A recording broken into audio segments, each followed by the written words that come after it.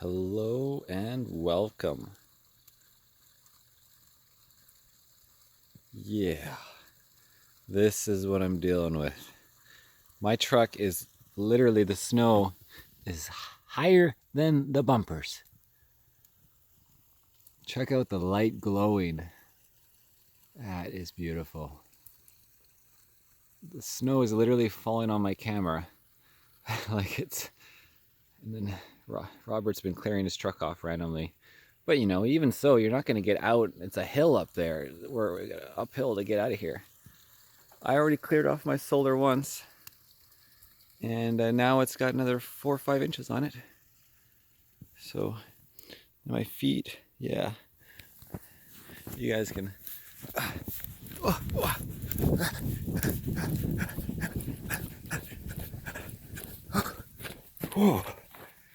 Okay. Yeah. Here's the salt water from the ocean. The snowmageddon is nuts. Anyways, let's get back to the garage, show you the update on Project Morpheus.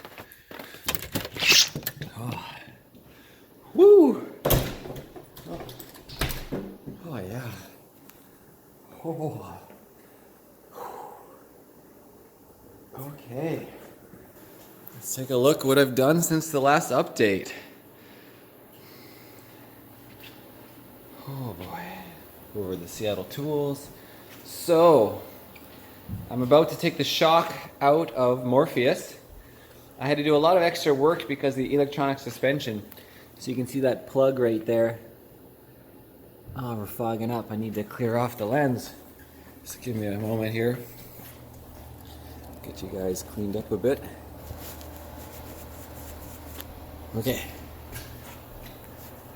So yeah, I've been working on suspension. So we got the lower link and everything pulled off. The top's just about to fall. I dropped the swing arm as much as I could.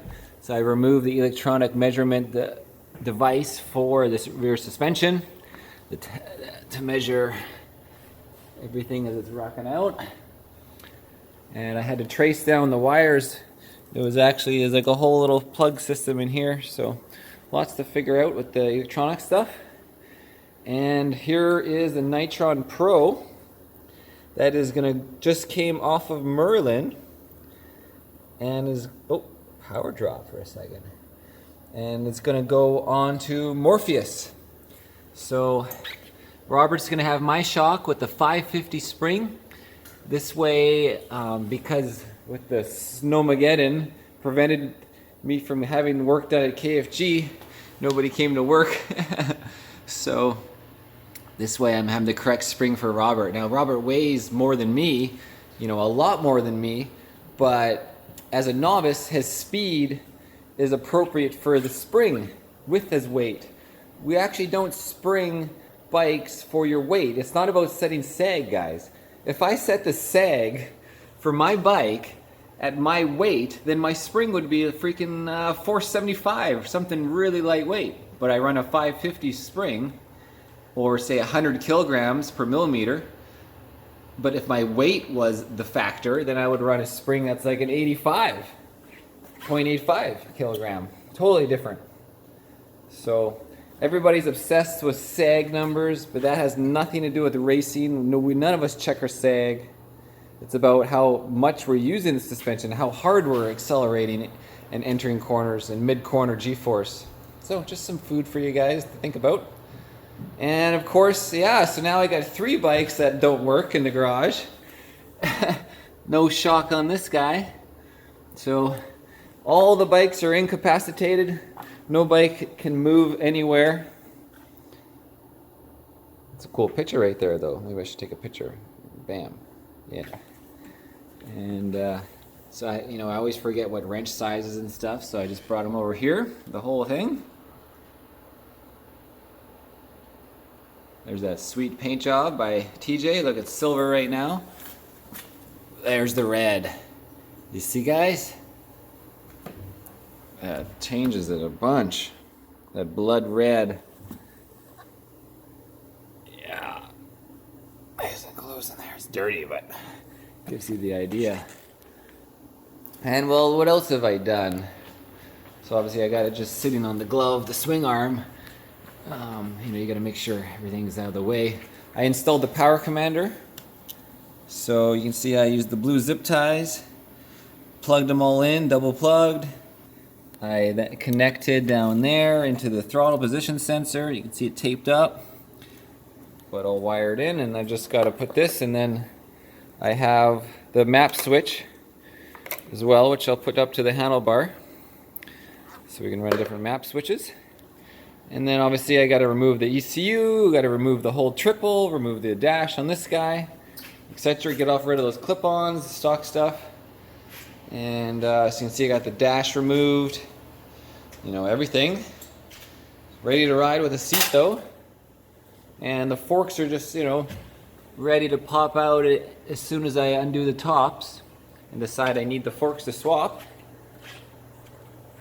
So making some headway on Fun Day Monday, late afternoon now, with the snow rocking down still.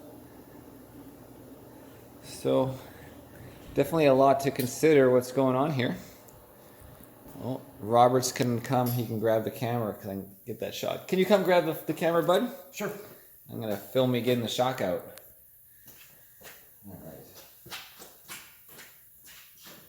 You calling Morpheus Morlix like you did last video? Oh, I made a mistake.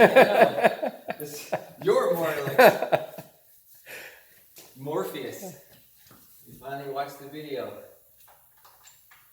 Okay, so I made a lot of room by dropping the swing arm. These shocks are long. And they're always difficult to get out. I might have to drop that more. That's tricky. On the older BMWs, there wasn't nearly as long of a shock. This is not going out. We can fold up the tail. Yeah, okay. You want me to pause the video and just keep going? Keep going. All right. This is a good. Where's the bottom bolt? It's right here. Yeah, I can see it. Sorry. Yep, pull her out, double hand, okay. Oh yeah. Now we made things really good. That was a great idea.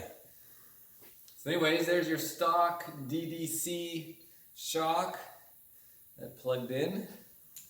So throw this in the garbage somewhere. Well, let's not do that. And all right, now I'm gonna put the Nitron one in there.